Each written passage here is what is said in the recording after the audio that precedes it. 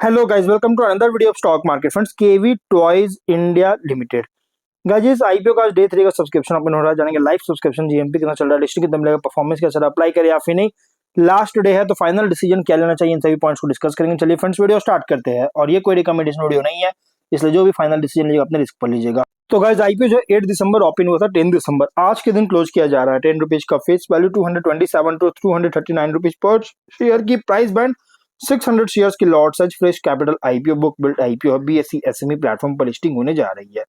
Issue size है 40.1 करोड़ का, 16.8 lakh shares का इशू किया गया। Giriraj stock broking market maker. और अगर हम बात करें गाइस, जो अलॉटमेंट डेट है 11 दिसंबर का, 12 दिसंबर रिफंड्स रिलीज किया जाएगा, शेयर्स डीमैट अकाउंट में क्रेडिट होगा। 15 दिसंबर का लिस्टिंग डेट रखा गया। क्यूआईबी ऑफर दिया गया, एंकर इंक्लूड नहीं करेंगे, लगभग 18.6% का है। बिग एच एन आई 9.5%, स्मॉल एच एन आई 4.7%, रिटेल में 33.3% ऑफर दी गई है। एंकर से 11.2 करोड़ का फंड रेज कर चुका है। Retail individual only 2 lot apply कर सकते, 1200 शेयर्स मिलेंगे, 2.8 लाख रुपीज पे करना पड़ेगा। Small HNI minimum 3 lot apply कर सकते, 4.3 लाख रुपीज पे करना पड़ेगा। मैक्सिमम 6 लॉट अप्लाई कर सकते, 8.6 लाख रुपीज पे करना पड़ेगा। Big HNI minimum 7 lot apply कर सकते, 10.03 लाख रुपीज पे करना पड़ेगा। वहीं अगर हम बात करें इस कंपनी के सब्सक्रिप्शन, यहाँ पे देखिए, रिटेल में अगर 5 टाइम सब्सक्राइब होता है तो अलॉटमेंट आपको ओनली 1 लॉट किया जाएगा, इससे ज्यादा आपको अलॉटमेंट नहीं होगा। बिग स्मॉल एचएनआई में अगर 15 टाइम सब्सक्राइब होता है तो अलॉटमेंट ओनली 3 लॉट किया जाएगा। बिग एचएनआई में अगर 20 टाइम सब्सक्राइब होता है तो आपको अलॉटमेंट ओनली 7 लॉट किया जाएगा, इससे ज्यादा आपको अलॉटमेंट बिल्कुल नहीं होगा। अब अगर हम बात करें इस कंपनी के सब्सक्रिप्शन स्टेटस को लेकर, तो क्यूआईबी से 1.3 टाइम सब्सक्राइब है, जो कि फुल्ली सब्सक्राइब देखने को मिला। 3.1 लाख शेयर्स का ऑफर था, 4.2 लाख शेयर्स का बीट किया, 10.1 करोड़ का। बिग एचएनआई से 25.4 टाइम सब्सक्राइब है, 1.6 लाख शेयर्स का ऑफर था, 40.5 लाख शेयर्स का बीट किया, 97 करोड़ का। स्मॉल एचएनआई से 16.9 टाइम सब्सक्राइब है, जो कि 79.8 थाउजेंड शेयर्स का ऑफर था, 13.4 लाख शेयर्स का बीट किया, 32 करोड़ का। और रिटेल में 22.16 टाइम सब्सक्राइब है, 5.6 लाख शेयर्स का ऑफर था, 1.2 करोड़ शेयर्स का बीट किया है, 296 करोड़ का बीट होता हुआ नजर आ रही है। देखिए यहाँ पे क्यूआईबी से फुल्ली सब्सक्राइब तो हुआ है, लेकिन एचएनआई और रिटेल में बहुत ही स्ट्रॉन्ग सब्सक्राइब देखने को मिल रहा है। टोटल हुआ 16.4 टाइम का, 1.8 करोड़ शेयर्स का बीट किया, 435 करोड़ का बीट हुआ, 12,105 शेयर्स एप्लीकेशन सबमिट होता हुआ देखने को मिल रहा है। सब्सक्रिप्शन में नो डाउट बहुत स्ट्रॉन्ग देखने को मिल रही है। और जीएमपी जो है 90 रुपीज का ट्रेड कर रहा है और तेजी से इंक्रीज किया, लगभग 37.6% का लिस्टिंग एक्सपेक्ट कर सकते हैं। 329 रुपीज का एस्टिमेटेड लिस्टिंग प्राइस, 54,000 रुपीज का एस्टिमेटेड प्रॉफिट आपको मिल सकता है। मतलब कि कंपनी जो इंडिकेट कर रहा है जीएमपी के अकॉर्डिंग एक स्ट्रॉन्ग लिस्टिंग गेन जो है सो इंडिकेट कर रही है। अब अगर हम बात करें इस कंपनी के बिजनेस को लेकर, तो कंपनी का बिजनेस पर मैं ज्यादा कुछ बात नहीं करूंगा, क्योंकि मैंने ऑलरेडी इस पर वीडियो बना रखा है। अगर हम बात करें तो यहाँ पे कंपनी का जो बिजनेस है, ये कॉन्ट्रैक्ट मैन्युफैक्चरिंग जो है सो का बिजनेस करता है, अलग अलग टाइप्स के टॉयज के लिए, जो कि हाईली कॉम्पिटेटिव फ्रैगमेंटेड सेगमेंट में ऑपरेट हो रहा है। कॉम्पिटिटर की अगर हम बात करेंगे तो ओके प्ले इंडिया लिमिटेड, जो कि सेम बिजनेस करता है, कॉम्पिटिटर है इसके। और इसके अलावा अगर हम देखेंगे तो यहाँ पे लगभग अगर देखिएगा तो यहाँ पे आप बिजनेस के बारे में और ज्यादा कुछ अगर बात करें डिटेल में, अगर हम बात करेंगे बिजनेस को लेकर डिटेल में अगर हम बात करें, तो आप यहाँ पे देख सकते हैं, जो कि जो प्रोडक्ट होता है ये plastic moulded metal based toys होता है, जो चिल्ड्रन के लिए, एजुकेशनल और रिक्रिएशनल सेगमेंट, इन दोनों के लिए जो सो कंपनी मैन्युफैक्चर करती है। पोर्टफोलियो में आप देख सकते हैं एबीएस पोर्टफोलियो है, यहाँ पे आप देख सकते हैं डाइवर्सिफाइड प्रोडक्ट पोर्टफोलियो, किसी एक सेगमेंट पर डिपेंड नहीं करता है, अलग अलग प्रोप्राइटरी ब्रांड्स के साथ मार्केटिंग करता है कंपनी, आप यहाँ देख सकते हैं वीडियो पॉज करके। और स्पेसिफिक सेगमेंट जो है हर एक को कैटर कर रहा है चिल्ड्रंस के टॉय मार्केट में। और 11 ओईएम फैसिलिटीज के साथ कंपनी एक्सक्लूसिव पार्टनरशिप किया, जिसके through contract manufacturing model operate करता है, स्ट्रेटेजिकली लोकेटेड है पूरे इंडिया में।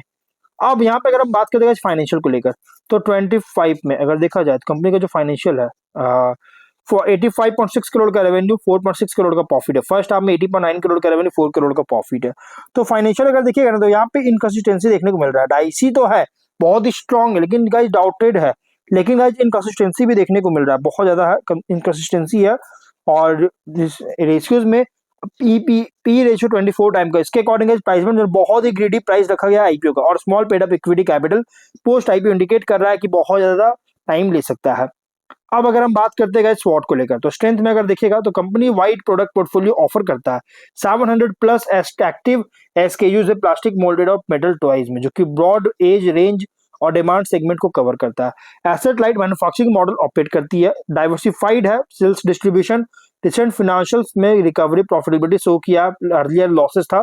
और रेवेन्यू प्रॉफिट भी जो है सो बहुत तेजी से देखने को मिला 25 में, जो कि टर्न अराउंड पोटेंशियल है अगर डिमांड स्टेबल होता है तो। लेकिन वीकनेस भी है रिलेटिवली नए और स्मॉल स्केल कंपनी होने के कारण, जो कि प्रोप्राइटरशिप से लेकर पब्लिक लिमिटेड एंटिटी जो कि रिसेंट ईयर्स में हुआ है, इसको कन्वर्ट किया गया है इसमें। इसके कारण इसका ब्रांड रिकॉग्निशन जो है अभी भी कमी देखने को मिल रहा है। एस्टैब्लिश टॉय मैन्युफैक्चरर और लार्ज कंज्यूमर गुड फर्म्स से के स्केल में जो उसका कमी देखने को मिल रहा है ब्रांड रिकॉग्निशन।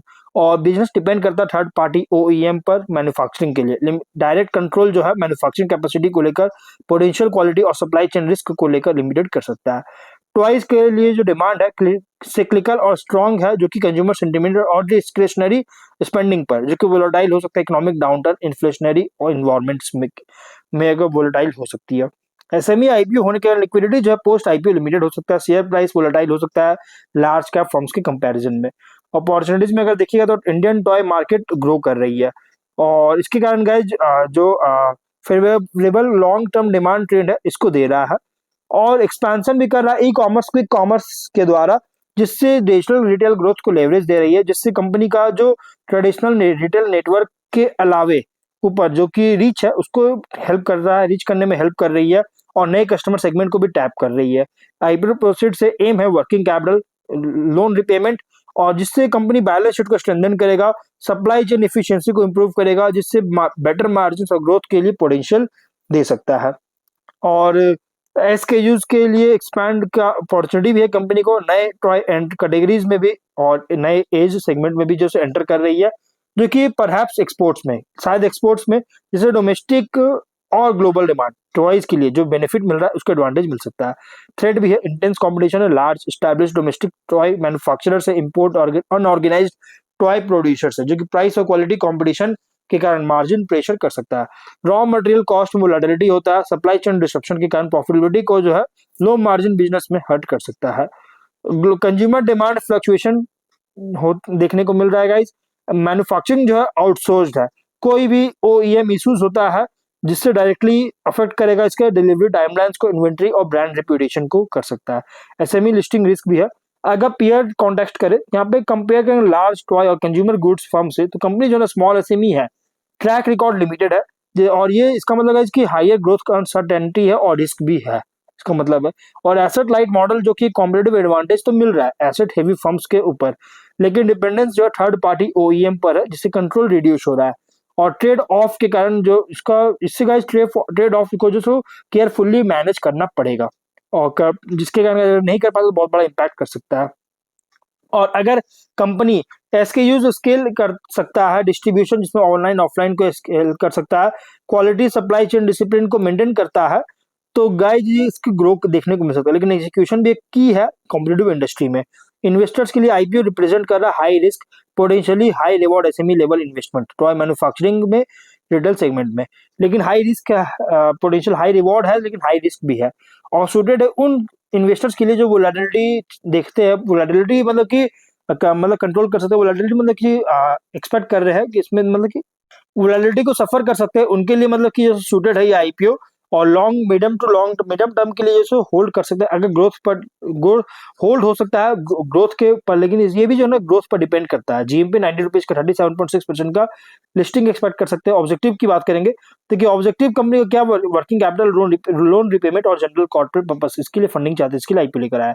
तो ऑल देखिए कंपनी अगर आप इसमें अप्लाई करने का सोच देगा तो आप इसमें बहुत रिस्की आईपीओ है, प्राइसी और डाइसी आईपीओ है, आप इसको स्किप भी कर सकते हैं, अप्लाई भी कर सकते हैं। बाकी फाइनल डिसीजन जो भी लीजिएगा अपने रिस्क पर लीजिएगा। ये कोई रिकमेंडेशन वीडियो नहीं है, तो मिलते हैं नेक्स्ट वीडियो में। Till then bye bye.